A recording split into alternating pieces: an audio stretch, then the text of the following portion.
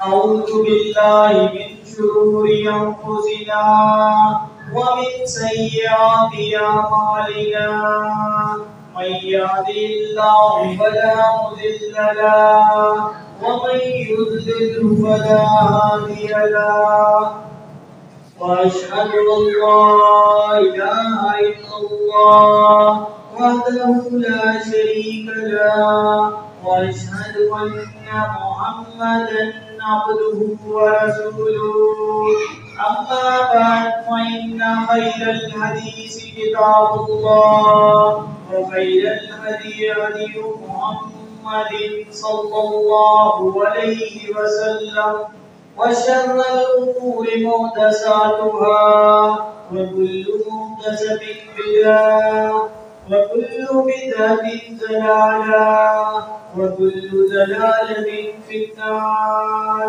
أعوذ بالله من الشيطان الرجيم. بسم الله الرحمن الرحيم. وما خلقت الجن والإنس إلا ليعبدون ما أريد منهم من رزق وما أريد أن يطعمون إن الله هو الرزاق ذو القوة المتين. ہر قسم کی حمد و ثنا اللہ رب العالمین آقا الحاکمین وحدہ لا شریک کے لیے لائق و زیبا ہے کہ جو ہمارا خالق ہے، ہمارا مالک ہے، ہمارا رازق ہے، حاجت روا اور مشکل کشا ہے. تمام تعریفیں اس اللہ کے لیے کہ جس نے ہمیں پیدا کیا اور ہمیں اشرف المخلوقات بنایا اور ہمارے لیے اس زمین کو بچھونا بنایا اور ہمارے لیے اس آسمان کو چھت بنایا اور پھر اللہ نے ہمارے لیے بارش کے ذریعے پانی کو برسایا جس سے فروٹ سبزہ پیدا کیا ہمارے لیے جس سے ہم کھاتے ہیں اور فائدہ اٹھاتے ہیں. ہمیں اس اللہ رب العالمین کا شکر ادا کرنا چاہیے اور پھر درود و سلام بے شمار سید الاولین والآخرین امام الہدا امام اعظم قائد اعظم رہبر اعظم محمد رسول اللہ صلی اللہ علیہ وسلم کی ذات گرامی پر کہ جن کے ذریعے اللہ تعالیٰ نے اہل کائنات کی ہدایت اور رہنمائی کا بندوبست فرمایا. میرے محترم بھائیوں، قرآن مقدس کی ایک آیت مبارکہ آپ کے سامنے تلاوت کی ہے. اس میں اللہ تعالیٰ نے فرمایا ہے کہ میں نے تمہیں پیدا کیا ہے اپنی عبادت کے لیے. یعنی انسان کی پیدائش کا مقصد جو ہے وہ اللہ کی عبادت ہے.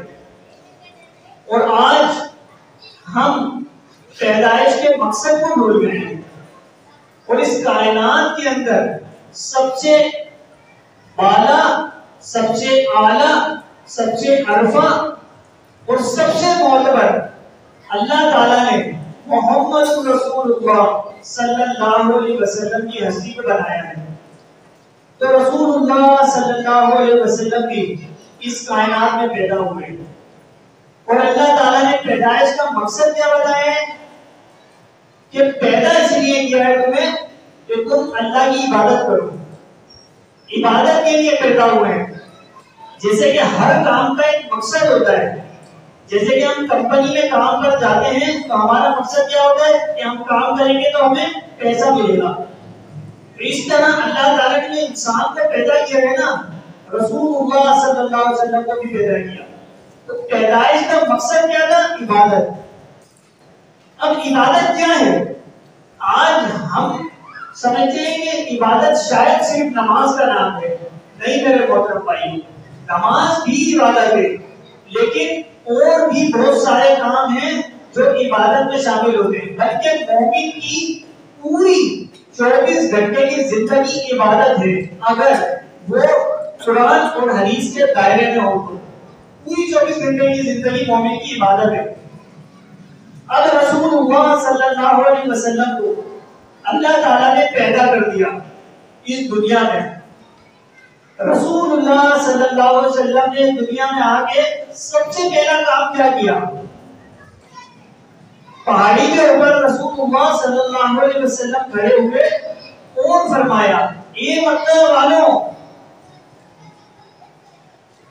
اگر میں یہ بات کہوں کہ پہاڑی کے پیچھے سے ایک بہت بڑا لشکر آ رہا ہے جو تمہیں مار ڈالے گا، تو کیا تم میری بات میں یقین کرو گے؟ تو تمام مکہ والوں نے، حالانکہ محترم بھائیوں مسلمان کوئی نہیں تھا ان میں سے، لیکن تمام مکہ والوں نے بولا کہ اگر آپ کہیں گے کہ پہاڑی کے پیچھے سے لشکر آ رہا ہے تو ہم مان لیں گے، کیونکہ ہم نے آپ کو جھوٹ بولتے ہوئے کبھی دیکھا ہی نہیں، آپ ہمیشہ سچ بولتے ہیں، آپ صادق ہیں، آپ امین ہیں۔ تو میرے محترم بھائیوں، رسول اللہ صلی اللہ علیہ وسلم کو سب سے پہلے صادق اور امین کس نے کہا؟ جو وہ مسلمان نہیں تھے۔ پھر رسول اللہ صلی اللہ علیہ وسلم نے ان کو کہا قولوا لا الہ الا اللہ، تو پھر لا الہ الا اللہ کہہ دو فلاح پا جاؤ گے۔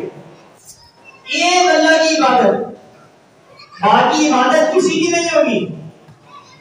لا الہ الا اللہ یہ ہمارا کلمہ ہے، پہلے معبودان باطلہ کا انکار، پھر ایک اکیلے اللہ کی عبادت کا اقرار۔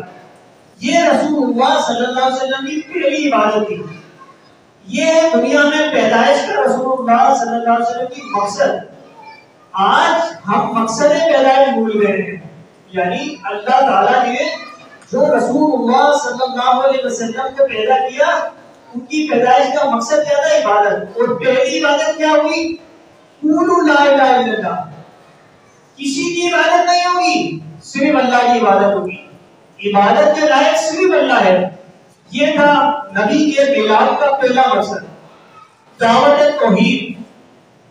آج ہم بھول چکے ہیں کہ رسول اللہ صلی اللہ علیہ وسلم کا جب میلاد ہوا، پیدائش یعنی ولادت عربی زبان کا لفظ ہے، پیدائش کو عربی میں ولادت بولتے ہیں اور فارسی زبان میں میلاد بولتے ہیں۔ تو رسول اللہ صلی اللہ علیہ وسلم کا جو میلاد ہوا ہے دنیا میں، اس کا مقصد کیا تھا؟ عبادت۔ اور عبادت کی پہلی کڑی کیا تھی؟ قولوا لا الہ الا اللہ، کہ ایک اللہ کی، ایک اکیلے اللہ کی عبادت کرو۔ کسی نے پوچھا مولوی عبدالحق رحمت اللہ علیہ سے، جب وہ دور تھا جب مسلمان 313 تھے اور کافر ہزاروں میں تھے، لیکن وہ 313 مسلمان غالب تھے ان کے اوپر، لیکن آج کیا ہے کہ مسلمانوں کی تعداد زیادہ ہے، کافروں کی تعداد کم ہے، لیکن کافر ہمارے اوپر غالب ہیں۔ تو انہوں نے بڑی پیاری بات کہی، انہوں نے کہا وہ جو 313 تھے نا، ان کا مشکل کشا ایک ہی تھا، اللہ۔ اور عیسائیوں کے مشکل کشا 3 تھے، اللہ، عیسیٰ اور مریم۔ عیسائیوں کے 3 رب تھے، اللہ، عیسیٰ اور مریم، اور مسلمان جو 313 تھے ان کا ایک رب تھا، اللہ، اسی لیے مسلمان غالب تھے۔ لیکن آج عیسائیوں کے وہی 3 رب ہیں، عیسیٰ، مریم اور اللہ، لیکن وہ مسلمانوں کے 1000 سے زیادہ رب ہو گئے۔ ہر گلی، کوچے، چورستے، ہر محلے میں آپ کو ایک مشکل کشا مل جائے گا مسلمانوں کا۔ اس لیے آج مسلمانوں کے مشکل کشا زیادہ ہو گئے، اس لیے مسلمان نیچے ہو گئے اور کافر غالب ہو گئے۔ جب مسلمان اپنا مشکل کشا ایک اللہ کو بنا لیں گے تو انشاءاللہ مسلمان پھر اوپر ہو جائیں گے۔ تو آج ہم جو رسوا ہیں، آج ہم جو ذلیل ہو رہے ہیں، اسرائیل میں ہمیں مارا جا رہا ہے، ہندوستان میں ہم مسلمانوں کو مارا جا رہا ہے، فلسطین میں ہم مسلمانوں کو مارا جا رہا ہے، غزہ میں اور جگہ جگہ دنیا میں مسلمانوں کو مارا جا رہا ہے۔ کیوں؟ کہ مسلمان اپنی اصل سے ہٹ گیا ہے، اور ہماری اصل کیا تھی؟ رسول کی پیدائش کا مقصد کیا تھا؟ قولوا لا الہ الا اللہ، ایک اللہ کی عبادت کرو۔ آج ہم نے ایک اللہ کی عبادت کرنا چھوڑ دی ہے۔ تو میرے محترم بھائیوں، میرے مسلمان بھائیوں، ایک اللہ کی عبادت پہ آ جاؤ، انشاءاللہ پھر کامیاب ہو جائیں گے، ساری پریشانیاں، ساری ٹینشنیں حل ہو جائیں گی۔ اللہ کی عبادت پر آ جاؤ، اور اللہ کی عبادت کی پہلی کڑی کیا ہے؟ قولوا لا الہ الا اللہ۔ رسول اللہ صلی اللہ علیہ وسلم نے اس دعوت توحید کو دیا اور اس میں پریشانیاں بھی آئیں، مارے بھی کھائیں اللہ کے نبی صلی اللہ علیہ وسلم کو لوگوں نے مارا، پتھر بھی پڑے، طائف کے میدان میں اتنے پتھر پڑے کہ جوتوں نے خون بھر گیا۔ تو میرے محترم بھائیوں، یہ اللہ کے نبی صلی اللہ علیہ وسلم کی ولادت کا، آپ کے میلاد کا مقصد تھا جو آج مسلمان بھولی ہے۔ آج مسلمان، ہمارے مسلمان بھائیوں نے کوئی اور ہی مقصد لے لیا اس کا۔ مقصد کیا تھا؟ قولوا لا الہ الا اللہ۔ پھر دوسرا مقصد، رسول اللہ صلی اللہ علیہ وسلم نے فرمایا کہ یہ نماز میری آنکھوں کی ٹھنڈک ہے، نماز دین کا ستون ہے۔ ایک بلڈنگ بنتی ہے نا تو اس کے بیچ میں ایک ستون بنتا ہے جو پوری بلڈنگ کی جان ہوتا ہے، اس کو کور کرتا ہے۔ اگر اس کو توڑ دیا جائے تو بلڈنگ عمارت گر جاتی ہے۔ تو نماز کو دین کا ستون کہا ہے۔ آج ہم کتنی نماز پڑھ رہے ہیں؟ 5 ٹائم نماز ہم نہیں پڑھ سکتے، اور ہم اپنے نام کے ساتھ بدلی کیا کیا لگا لیتے ہیں۔ ہم نے دل میں کچھ فہمیاں پالی ہوئی ہیں، ہم فلاں ہیں، ہم فلاں ہیں، ہم فلاں ہیں۔ میرے محترم بھائیوں، ہم سچے محب رسول جب بنیں گے، ہم سچے اللہ تعالیٰ کے فرما بردار بندے جب بنیں گے جب ہم عمل سے، ہم رسول اللہ صلی اللہ علیہ وسلم کی تعلیمات کے مطابق اپنے عمل سے یہ بات ثابت کریں کہ ہم رسول اللہ صلی اللہ علیہ وسلم سے سچی محبت کرتے ہیں۔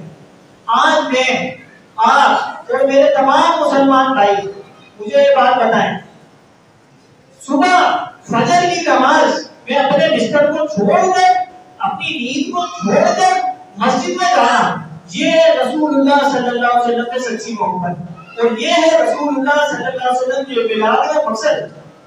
آپ مجھے بتائیں، رسول اللہ صلی اللہ علیہ وسلم اس دنیا میں آئے، آپ صلی اللہ علیہ وسلم کی 63 سال کی زندگی، 63 سال کی عمر گزاری آپ صلی اللہ علیہ وسلم نے دنیا میں۔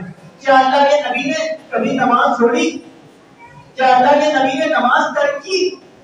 امہات المومنین کہتی ہے کہ رسول اللہ صلی اللہ علیہ وسلم ہم سے باتیں کر رہے ہوتے تھے، لیکن جیسے ہی اذان کی آواز آتی تھی تو رسول اللہ صلی اللہ علیہ وسلم ایسے ہمارے پاس سے اٹھ کے چلے جاتے تھے جیسے ہمیں جانتے ہی نہیں ہیں، ایسے چلے جاتے تھے اذان کی آواز کانوں میں سنتے ہی۔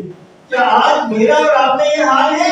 اگر میں 5 نمازوں میں مسجد میں حاضر ہوتا ہوں، نمازیں پڑھتا ہوں، اپنے دنیا کے معاملات کو اذان سنتے ہی چھوڑ دیتا ہوں اور نماز کے لیے مسجد میں آ جاتا ہوں، تو پھر مجھے نبی سے محبت ہوئی۔ لیکن اگر میں نماز ہی نہیں پڑھتا، کانوں میں اذان کی آواز آ رہی آتی ہے، نماز نہیں پڑھتا اور دنیا کے فالتو کاموں میں لگا ہوں، اور میں سمجھوں کہ یہ رسول اللہ صلی اللہ علیہ وسلم سے محبت ہے، تو میرے محترم بھائی یہ محبت نہیں ہے۔ سعید بن مسیب رحمہ اللہ ایک تابعی ہیں، 50 سال گزر گئے ان کی زندگی کے، وہ بتاتے ہیں کہ میں مسلمان ہوا اس کے بعد 50 سال گزر گئے، لیکن آج تک میری تکبیر اولیٰ نہیں چھوٹی۔ مسجد نبی کا نمازی، صحابی رسول، وہ بولتے ہیں 50 سال ہو گئے مسلمان ہوئے، آج تک تکبیر اولیٰ نہیں چھوٹی۔ اور آج ہمارا کیا حال ہے؟ ہماری نمازوں کو ہی نہیں پتا، لیکن آج میرے کو بڑا گھمنڈ ہے، ناز ہے، میں عاشق رسول ہوں، میں فلاں ہوں، میں فلاں ہوں، میں فلاں ہوں۔ اور میرے محترم بھائیوں، سب بن سکتے ہو آپ، محب رسول بن سکتے ہو، اللہ کے مطیع و فرما بردار بن سکتے ہو، لیکن عمل سے بنو نا۔ میرے محترم بھائیوں، منہ سے کچھ نہیں ہوتا، عمل سے ثابت کرنا ہوگا۔ ہمیں 5 ٹائم کی نماز پڑھنی ہوگی۔ رسول اللہ صلی اللہ علیہ وسلم سے محبت یہ ہے کہ ہم نماز پڑھیں، کیونکہ اللہ کے نبی صلی اللہ علیہ وسلم نے نماز کی کبھی نہیں چھوڑی نماز۔ تو ہمیں اپنے کردار کا جائزہ لینا ہوگا کہ کیا واقعی ہم رسول اللہ صلی اللہ علیہ وسلم سے محبت کرتے بھی ہیں، یہ صرف ہم منہ سے محبت کرتے ہیں رسول اللہ صلی اللہ علیہ وسلم سے۔ آج عمل سے محبت کرنے والے کم نظر آتے ہیں، منہ سے محبت کرنے والے زیادہ نظر آتے ہیں۔ آپ آج معاشرے میں دیکھ لیں، مسجد میں کتنے نمازی ہوتے ہیں آپ کے، اور روڈ پہ کتنے سارے ہوتے ہیں محبت کرنے والے، روڈ پہ زیادہ ہوتے ہیں، مسجد میں کم ہوتے ہیں۔ حالانکہ رسول اللہ صلی اللہ علیہ وسلم سے تو صحابہ کرام نے سب سے پہلے محبت کی نا، اور جس طرح صحابہ کرام محبت کرتے تھے رسول اللہ صلی اللہ علیہ وسلم سے، ہم تو کر ہی نہیں سکتے، ہم تو کر ہی نہیں سکتے۔ آج کچھ لوگ ایسے بھی ہیں جو صحابہ کرام کو برا کرتے ہیں، حالانکہ صحابہ کرام نے جو جانے دی ہیں، اپنا مال دیا تو دے ہی نہیں سکتے. آج مسجد کے اندر اگر پیسے دینے کے ٹائم آ جائے تو ہم گنتے ہیں 10 20 50 یہ دیتے ہیں، لیکن صحابہ کا کیا حالت تھا؟ رسول اللہ صلی اللہ علیہ وسلم نے صحابہ سے مانگے پیسے دین اسلام کی سربلندی کے لیے، جہاد کے لیے. مسجد نبی کا پلاٹ حضرت ابوبکر صدیق نے لے کے دیا. رسول اللہ صلی اللہ علیہ وسلم نے جہاد کے لیے پیسے مانگے تو صحابہ کا کیا حالت تھا؟ حضرت عمر رضی اللہ تعالیٰ عنہ اپنے گھر کا آدھا سامان لے کے اللہ کے نبی کی خدمت میں حاضر ہو گئے. یہ تھا نبی کی پیدائش کا مقصد. یہ عبادت ہے. کہیں مال سے عبادت ہو رہی ہے، کہیں جہاد کر کے جان سے عبادت ہو رہی ہے، کہیں نماز پڑھ کے اپنے جسم کے ذریعے عبادت ہو رہی ہے، اور کہیں دعوت توحید دے کے زبان سے عبادت ہو رہی ہے. یہ ہے عبادت. یہ ہے رسول اللہ صلی اللہ علیہ وسلم کی پیدائش کا مقصد جو آج ہم بھول رہے ہیں. حضرت ابوبکر صدیق رضی اللہ تعالیٰ عنہ اپنے گھر کا پورا سامان لے آئے، کچھ نہیں چھوڑا، کچھ بھی نہیں چھوڑا گھر میں. اللہ کے نبی صلی اللہ علیہ وسلم نے پوچھا ابوبکر کیا چھوڑ کے آئے ہو؟ کہا اللہ اور اس کے رسول کا نام چھوڑ کے آیا ہوں اور گھر میں کچھ نہیں چھوڑ کے آیا. یہ صحابہ کرام اللہ کے نبی صلی اللہ علیہ وسلم سے محبت کرتے تھے. ہم کیا محبت کرتے ہیں؟ اور آج ہمارے معاشرے میں لوگ گمراہ کر رہے ہیں. ہم لوگ رسول اللہ صلی اللہ علیہ وسلم اس دنیا میں پیدا ہوئے، آپ نے لوگوں کو توحید کی دعوت دی، آپ نے لوگوں کو دین اسلام کے معاملات سکھائے، آپ نے لوگوں کو نماز سکھائی، اور 63 سال کی عمر میں رسول اللہ صلی اللہ علیہ وسلم اس دنیا فانی سے کوچ کر گئے. آپ چلے گئے، آپ صلی اللہ علیہ وسلم کی وفات ہو گئی. صحابہ کرام رو رہے ہیں، بہت سارے صحابہ کرام رو رہے ہیں. اور حضرت بلال رضی اللہ تعالیٰ عنہ کا یہ حالت تھا کہ وہ مدینہ چھوڑ کے چلے گئے. اتنا زیادہ ان کے دل میں غم لگ گیا رسول اللہ صلی اللہ علیہ وسلم کے اس دنیا سے جانے کا کہ وہ مدینہ چھوڑ کے چلے گئے کافی سالوں تک کے لیے. اور عمر رضی اللہ تعالیٰ عنہ جو اللہ کے نبی صلی اللہ علیہ وسلم سے اتنا پیار کرتے تھے کہ رسول اللہ صلی اللہ علیہ وسلم کے خلاف کوئی ذرا سی بھی زبان درازی کرتا تو حضرت عمر تلوار نکال لیتے تھے. اور جب رسول اللہ صلی اللہ علیہ وسلم کی وفات کی خبر ملی تو حضرت عمر نے تلوار نکال لی. اتنا غم لگ گیا اور کہا کہ جس نے کہا کہ رسول اللہ صلی اللہ علیہ وسلم اس دنیا سے چلے گئے، آپ کی وفات ہو گئی، وقت گردن کاٹ دوں گا. اور جب عمر کی تلوار نکل جائے تو کس کی مجال کے اس کے سامنے بول پڑے. پھر حضرت ابوبکر صدیق رضی اللہ تعالیٰ عنہ جو رسول اللہ صلی اللہ علیہ وسلم کے بعد مسلمانوں کے پہلے خلیفہ تھے، رسول اللہ صلی اللہ علیہ وسلم منبر پر تشریف لائے اور قرآن کی ایک آیت پڑھی وما محمد الا رسول قد خلت من قبلہ الرسل. پھر رسول اللہ صلی اللہ علیہ وسلم نے ایک حدیث پڑھی من کان منکم یعبد محمد فإن محمدا قد مات ومن کان منکم یعبد اللہ ان اللہ حی لا یموت. سن لو، جو محمد رسول اللہ کی عبادت کرتا تھا کہ اس کے معبود کو قد مات، موت آ چکی ہے، اور جو اللہ کی عبادت کرتا تھا وہ سن لے کہ اللہ کو کبھی بھی موت نہیں آئے گی. آج معاشرے میں لوگوں کو قرآن حدیث پڑھ کے سناؤ کہ بھائی قرآن کے اندر یہ لکھا ہے کہ جس طرح پہلے انبیاء اس دنیا میں آئے اور اس دنیا سے چلے گئے، اس طرح رسول اللہ صلی اللہ علیہ وسلم بھی اس دنیا میں آئے اور آپ کو اللہ تعالیٰ نے ذمہ داری دی تھی دین اسلام کی، آپ نے بخوبی نبھائی اور آپ صلی اللہ علیہ وسلم بھی اس دنیا سے چلے گئے، آپ کی بھی وفات ہو گئی. تو لوگ بولتے ہیں کہ بھئی بڑے گستاخ ہیں، نبی کو موت کہہ رہے ہیں، وفات کہہ رہے ہیں، یہ وہ. بھائی رسول اللہ صلی اللہ علیہ وسلم کے لیے اگر موت کا لفظ استعمال کرنا گستاخی ہے تو پھر لگاؤ حضرت ابوبکر صدیق کے خط پہ، کیونکہ کائنات کے اندر سب سے پہلے حضرت ابوبکر صدیق نے یہ بات کہا تھا کہ قد مات، جو محمد رسول اللہ کی عبادت کرتا تھا وہ سن لے کہ اس کے معبود کو موت آ گئی ہے. اگر یہ الفاظ استعمال کرنا گستاخی ہے تو پھر لگاؤ حضرت ابوبکر صدیق کے خط میں. آپ لوگوں کو تو مسئلہ ہے نا قرآن حدیث پڑھ کے سنائے گے یہ کبھی؟ اگر آج ہم قرآن حدیث پڑھ کے سناتے تو برا لگتا ہے کہ بھائی یہ تو نئی بات کیا ہے، یہ تو ہم نے پہلے کبھی سنی نہیں ہے، یہ تو ہماری عمر گزر گئی ہم نے یہ بات نہیں سنی. مسئلہ ہے نا آپ نے کبھی قرآن حدیث سنا ہی نہیں ہے، اسٹوریاں سنی ہے. یہ تو جب رسول اللہ صلی اللہ علیہ وسلم اس دنیا میں تشریف لائے اور لوگوں کو پیغام دیا کہ ایک اللہ کی عبادت کرو، باقی کسی کی عبادت نہیں ہوگی، تو مکہ والوں نے کیا بولا؟ ارے یہ تو نیا دین لے کے آ گیا، یہ بات تو ہمارے باپ دادا نے نہیں کری، ہم نے کبھی نہیں سنی۔ ہمارے باپ دادا تو لات منات عزا اور حبل سب کی عبادت کرتے ہوئے آ رہے تھے، اللہ کی عبادت بھی کرتے تھے، لات منات عزا اور حبل کے آستانے میں بھی اپنے سر پر جھکاتے تھے۔ یہ محمد میں نیا دین لے آیا کہ بولتے ایک اللہ کی عبادت کرو۔ اور آج وہی بات ہے جو رسول اللہ صلی اللہ علیہ وسلم کی سچی دعوت تھی، آج ہم کہتے ہیں کہ بھائی ایک اللہ کی عبادت کرو، مدد اللہ سے مانگو، اولاد چاہیے اللہ سے مانگو، رزق چاہیے اللہ سے مانگو، کہ وہ اللہ کو ہماری سنتا نہیں ہے۔ بھائی اللہ کیوں نہیں سنتا؟ اللہ تعالیٰ سب کی سنتا ہے۔ کالی رات میں کالے پہاڑ میں جو کالی چونٹی چل رہی ہوتی ہے اس کے قدموں کی آواز میں اللہ سن رہا ہوتا ہے۔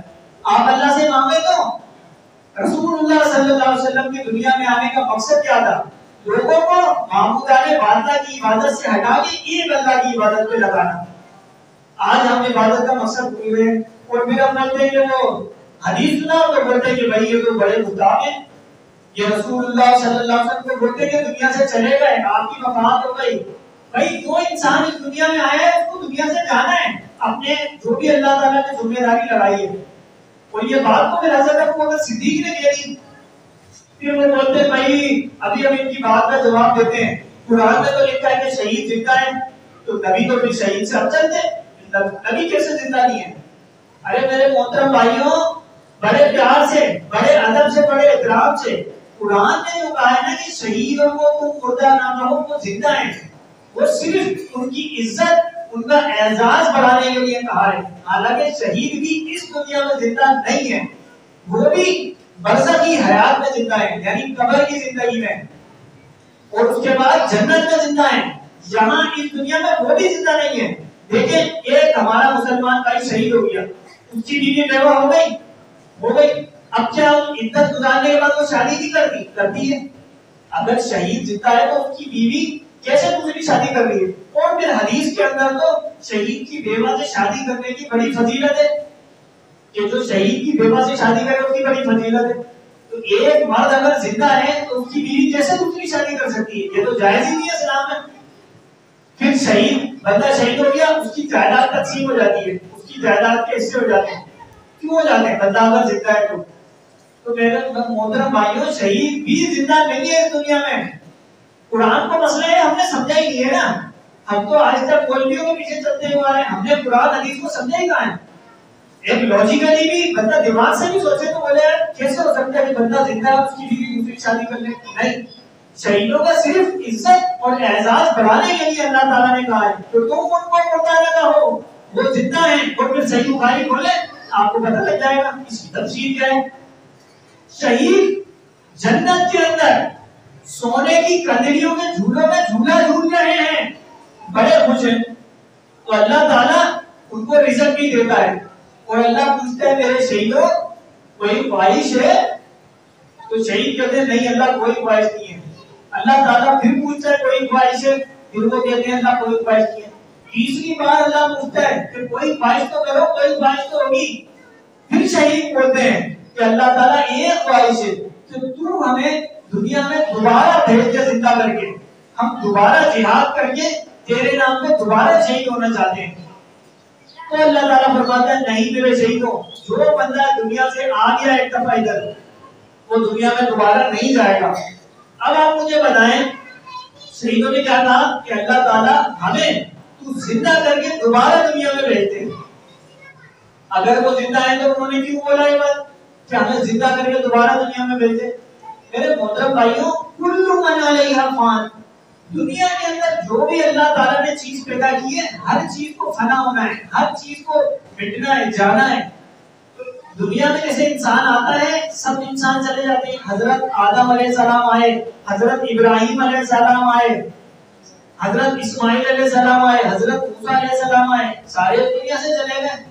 اس طرح ہمارے نبی صلی اللہ علیہ وسلم اس دنیا میں آئے، لوگوں کو قرآن حدیث کی تعلیمات پہنچا دی، پوری دین مکمل کر دیا، پہنچا دیا، اور آپ صلی اللہ علیہ وسلم دنیا سے چلے گئے جیسے باقی انبیاء چلے گئے۔ اس میں گستاخی والی کون سی بات ہو گئی؟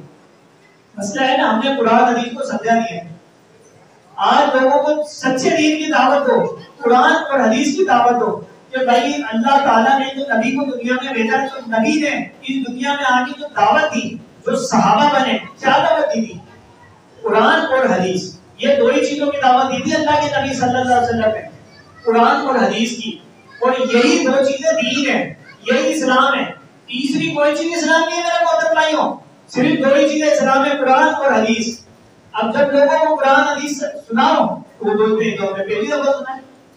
میرے محترم بھائیوں، ہم مسلمان ہیں الحمدللہ، اور اللہ تعالیٰ نے یہ قرآن پوری کائنات کے لیے رشد و ہدایت کا ذریعہ بنایا ہے، تو تمام میرے محترم بھائی قرآن کو ترجمے کے ساتھ پڑھیں، حدیثوں کو بھی پڑھیں۔ یہ صرف مولویوں کے لیے نہیں ہے قرآن حدیث، بلکہ پوری کائنات کے لیے۔ اگر ہم قرآن کو کچھ ترجمے سے پڑھ لیں پھر ہمیں کوئی بھٹکا نہیں سکتا انشاءاللہ۔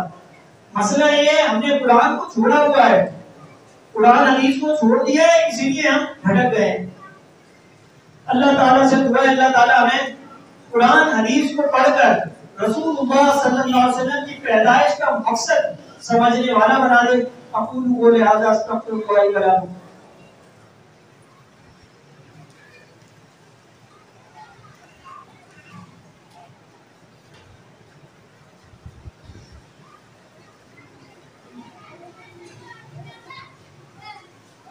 الحمدللہ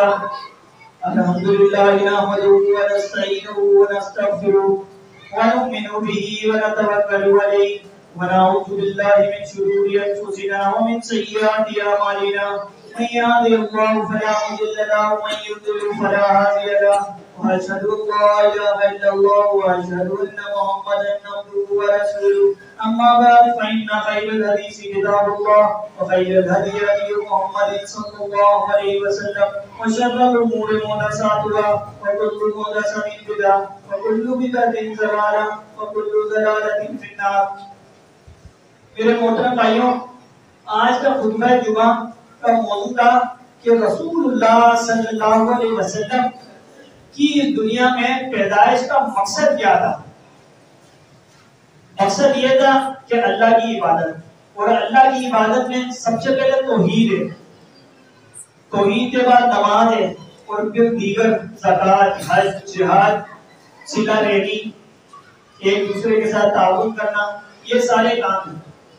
اگر مومن مسلمان پوری 24 گھنٹے کی زندگی اللہ اور اس کے رسول کے مطابق گزارے تو اس کی پوری 24 گھنٹے کی زندگی عبادت ہے۔ تو میرے محترم بھائیوں، ہمیں اس بات پر غور کرنا چاہیے، ہمیں یہ نہیں سوچنا چاہیے کہ یہ فلانے فرقے کا ہے، یہ فلانے فرقے کا ہے، یہ فلانے فرقے کا ہے، نہیں، ہم الحمدللہ سب مسلمان ہیں، کوئی بھی کلمہ پڑھنے والا ہے، سب مسلمان ہیں، اور قرآن بھی سب کا قرآن ہے، کسی ایک فرقے کا نہیں ہے۔ تو ہم سب مسلمانوں کو نیوٹرل ذہن رکھیے، بات سوچنی چاہیے کہ میرے پیارے نبی صلی اللہ علیہ وسلم اس دنیا میں آئے، کس چیز کی دعوت دی، اور پوری زندگی کیا کیا رسول اللہ صلی اللہ علیہ وسلم۔ جو کام ہمارے نبی نے کیے ہیں وہ دین ہے، وہ اسلام ہے، اور اس کو کرنے سے عبادت ہے۔